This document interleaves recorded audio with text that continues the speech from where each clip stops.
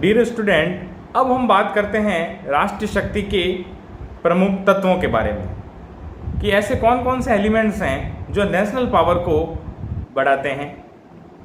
देखिए, अगर हम राष्ट्रीय शक्ति की बात करते हैं किसी देश की, तो हमें सीधा ही हम कहें बृहद स्वरूप में, तो वो है सैनिक शक्ति। जी हाँ, सैनिक शक्ति ही उस देश की नेशनल शक्ति को रिप्रेजेंट करती है। जिस देश की जितनी सैनिक शक्ति मजबूत होगी, वो उसका वर्चस्व विश्व के अन्य देशों के अंदर अपना वर्चस्व साबित करने के लिए बिल्कुल कारगर सिद्ध होगी। लेकिन अब ये जो नेशनल पावर का जो सबसे महत्वपूर्ण अंग जो है मिलिट्री, अब इस मिलिट्री को सफल कौन बनाता है, इसके सहायक तत्वों के रूप में कौन कौन से काम करते हैं, उस पर भी हम कुछ चर्चा कर लें कि भाई किसी देश की जो सैनिक शक्ति है वो तो उसकी राष्ट्रीय शक्ति है ही, लेकिन इस सैनिक शक्ति को अनुकूल वातावरण कौन प्रदान करता है और कौन से राष्ट्र के ऐसे कौन कौन से तत्व हैं, सहायक तत्व, जो मिलिट्री को अनुकूल वातावरण प्रदान करते हैं जिससे वो और अधिक शक्तिशाली हो। तो अगर हम बड़े तौर पर, मोटे तौर पर अगर हम इसके तत्वों की बात करते हैं तो उनको 3 भागों में बांटा गया है, जिसमें सबसे पहला है प्राकृतिक साधन। जी हाँ, और दूसरा है सामाजिक साधन, और तीसरा है प्रत्यात्मक साधन। अब हम बात करते हैं पहले नंबर प्राकृतिक तत्वों के बारे में या साधनों के बारे में। अब प्राकृतिक तत्वों में क्या क्या है? एक तो देश की भौगोलिक विशेषताएं क्या है, उसका ज्योग्राफी क्या है, उस देश के अंदर कैसी ज्योग्राफी, स्थलाकृति कैसी है, पठार कैसे हैं, नदियां नाले कैसे हैं, वहां पर किस प्रकार की ज्योग्राफी है उस देश की, वो भी राष्ट्रीय शक्ति की परिचायक होती है। दूसरा है प्राकृतिक संसाधन, जो नेचुरल सोर्सेज क्या है, वहां पर यूरेनियम खान है या सोने हैं, चांदी है, क्या है, तो उस देश के अंदर प्राकृतिक संसाधन कैसे हैं, उस पर भी नेशनल पावर डिपेंड करता है। और लास्ट में जनसंख्या, तो उस देश की ज्योग्राफी, उस देश के प्राकृतिक संसाधन और उस देश की जनसंख्या, ये तीनों ही जो है प्राकृतिक तत्वों के अंतर्गत आते हैं। अब बात करते हैं तत्व नंबर दूसरा, सामाजिक तत्व। सामाजिक तत्व कौन कौन से हैं? उसके अंदर सबसे पहले हम ले लेते हैं आर्थिक विकास को, कि देश का जो है आर्थिक विकास कैसे बढ़ रहा है, उसका आर्थिक विकास की दर क्या है, उस पर डिपेंड करेगा नेशनल पावर। दूसरा है राजनीतिक ढांचा, मतलब उस देश में जो पॉलिटिकल पार्टी जो सत्तारूढ़ है उसकी कैसी स्थिति है, उस सत्तारूढ़ पार्टी में कितना पावर है कि वो जनता को और विश्व के अन्य देशों को भी लोहा ले सके और अपना लोहा मनवा सके। तो ऐसी पॉलिटिकल पार्टी होनी चाहिए जो अपना वर्चस्व रखती हो। तो ये किस में आ गया? ये कौन से तत्वों में आया? सामाजिक तत्वों के अंदर। तो सामाजिक तत्वों में पहला कौन सा है? एक तो आर्थिक विकास, देश का आर्थिक विकास दर कैसे बढ़ रही है, उसको कैसे बढ़ाया जाए, उस पर बात डिपेंड होती है। दूसरी बात है कि उस देश में राजनीतिक ढांचा कैसा है, पॉलिटिकल पार्टीज कैसी हैं, वहां पर किस प्रकार से जो है शासन चल रहा है और वो शासन कितना कुशल चल रहा है। मतलब आप अपने देश में अच्छा शासन करोगे तभी तो दूसरे देश आपकी वाहवाही करेंगे, या दूसरे देश कहेंगे कि हाँ, इस देश के अंदर कुछ ऐसा व्यक्ति है जो शासन कर रहा है या ऐसी पार्टी है जो शासन कर रहा है, हमें इस देश से जुड़ना चाहिए। तो आपके जो शासन का जो तरीका होगा, जो आपके देश के अंदर आपकी जो वैल्यू होगी, वो आपको विश्व के अंदर भी वैल्यू दिलाएगी, वो आपको विश्व में भी सम्मान दिलाएगी। तो सामाजिक तत्वों में सबसे पहले है आर्थिक तत्व, ठीक है ना, आर्थिक विकास।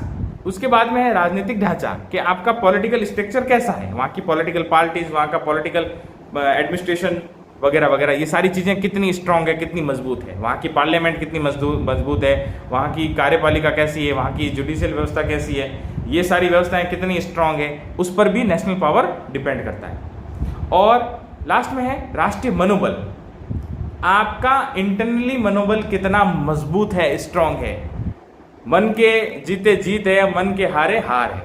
जी हाँ, ये कहावत बिल्कुल सत्य होती है। अगर आप मन में मनोबल लेके चलते हैं तो फिर फतेह है आपकी।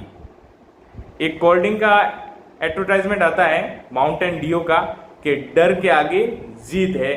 वही चीज है कि अगर आपके अंदर मनोबल है तो आप डर पर विजय प्राप्त कर सकते हो, और नहीं तो आप डर के भीरू बन के बैठ जाओगे।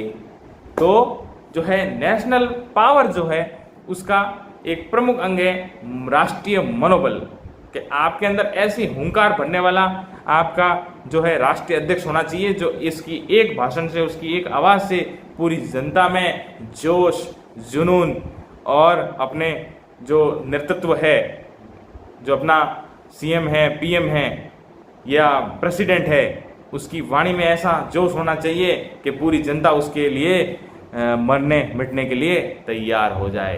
तो राष्ट्रीय मनोबल भी आपको जितवा देता है। बिल्कुल असंख्य आप जो है इतिहास में देख लीजिए कि कुछ से सैनिकों ने बहुत बड़ी भारी जो है सेना को हरा दिया। क्यों? क्योंकि उनमें जज्बा है, उनमें राष्ट्रीय मनोबल है, अपने देश का प्रेम है, और उस देश प्रेम के कारण उन्होंने कुछ संख्या होते हुए भी उस विशालकाय जो विपक्ष की जो सेना है उनको धराशायी कर दिया। तो ये मनोबल ही होता है जो आपका राष्ट्रीय अध्यक्ष आंख में भरता है, और आप उससे अपने राष्ट्र की रक्षा के लिए आप तत्पर हो जाते हैं। जी हाँ, तो ये तो था सामाजिक तत्व। अब बात करते हैं प्रत्यात्मक तत्व। प्रत्यात्मक तत्वों में नेतृत्व शक्ति की बात आएगी, नेतृत्व वर्ग की बात आएगी, आदर्श बुद्धि और दूरदर्शिता की बात आएगी। मतलब आपका नेतृत्व जो है ऐसा होना चाहिए जो आदर्शवादी हो और दूरदर्शिता रखने वाला हो। मतलब ऐसी सोच रखे जो आज से 10 साल बाद में कैसा होगा। आपका नेता ऐसा होना चाहिए, आपका पीएम ऐसा होना चाहिए, आपका सीएम ऐसा होना चाहिए जो आपको पहले से ही बता दे कि भाई भविष्य में हमारी ये योजना इतनी कारगर साबित होगी। मतलब प्रेजेंट में तो उसकी योजनाएं कारगर होगी, लेकिन जो है फ्यूचर के लिए भी वो सुख करके जाएंगे। तो ये तो हुआ एक स्पेशल चीज कि भाई आप में एक ऐसा नेतृत्व होना चाहिए, एक राष्ट्रीय चरित्र के अंदर, राष्ट्रीय आदर्श में, राष्ट्रीय नेतृत्व, ये जो चीजें हैं वो बहुत ही इम्पोर्टेंट होती है किसी देश के नेतृत्व के अंदर, बहुत ज़्यादा इम्पोर्टेंट है। तो आपका जो राष्ट्र का जो मुखिया है, प्रेसिडेंट या प्राइम मिनिस्टर, उसके अंदर नेतृत्व बल बहुत ही ज़्यादा होना चाहिए। नेतृत्व बल इतना मजबूत होना चाहिए कि आप अपना शासन सुचारू रूप से चला सके। आपकी बुद्धि इतनी आदर्शवादी होनी चाहिए कि आप समय पर डिसीजन ले सकें और कल्याणकारी, लोक कल्याणकारी राज्य की स्थापना के जो सिद्धांत हैं उनको फॉलो करें और तुरंत प्रभाव से अपने देश में विकासात्मक जो है जो भी योजनाएं हैं उनको क्रियान्वित करें। और इसके साथ में दूरदर्शिता भी होनी चाहिए, उसमें नेतृत्व के साथ साथ दूरदर्शिता भी होनी चाहिए और राष्ट्रीय चरित्र भी होना चाहिए कि अपने राष्ट्र के लिए वो एक साफ छवि वाला होना चाहिए, अच्छी छवि वाला होना चाहिए, बेदाग होना चाहिए, जिससे जनता आपसे कुछ सीखे, हमारे नेता से कुछ सीखे कि हमारा नेता इतना साफ छवि का है, इतना स्वच्छ दिल का है, साफ दिल और अच्छी नीयत और अच्छी बुद्धि और अच्छी दूरदर्शिता, ये जब जिस व्यक्ति के अंदर आ जाते हैं वो जरूर एक अच्छा शासक बनता है। तो ये सारी चीजें जो हैं वो राष्ट्रीय शक्ति के प्रमुख तत्वों के रूप में आती है। तो आज की क्लास के अंदर हमने राष्ट्रीय शक्ति के बारे में पढ़ा कि राष्ट्रीय शक्ति जो है हर देश की केंद्र बिंदु हम उसे मानते हैं, क्योंकि इससे ही उस राष्ट्र की सारी जो है डिपेंड करता है, उसका जो है विदेश नीति डिपेंड करती है, विश्व के देश आपसे कैसा व्यवहार करेंगे, आप विश्व के देशों के साथ में कैसा व्यवहार कर सकते हो, आप जो है बाह्य संप्रभुता के लिए स्वतंत्र हैं, संपूर्ण प्रभुत्व संपन्न गणराज्य कि आप आंतरिक और बाह्य रूप से स्वतंत्र हैं, अपनी नीतियों का द्वारा अपनी कुशाग्र बुद्धि का परिचय दे रहे हैं, आपकी जो डिप्लोमेसी है, जो विदेश नीति है और विदेश नीति के जो सिद्धांत हैं उसको फॉलो कर रहे हो और राष्ट्रीय शक्ति को आप चरम पर पहुंचा रहे हो, तो बिल्कुल आप विश्व के किसी भी देश को लोहे की टक्कर दे सकते हो और अपना लोहा मनवा सकते हो। अब राष्ट्रीय शक्ति के परिचय के बाद में हमने पढ़ा राष्ट्रीय शक्ति के तत्व। जी हाँ, तो तत्व मैंने 3 प्रकार के बताए हैं बृहत स्वरूप में, बड़े स्वरूप में। एक तो प्राकृतिक तत्व, दूसरा सामाजिक तत्व और तीसरा प्रत्यात्मक तत्व। जी हाँ, तो आज का टॉपिक यही समाप्त होता है। धन्यवाद।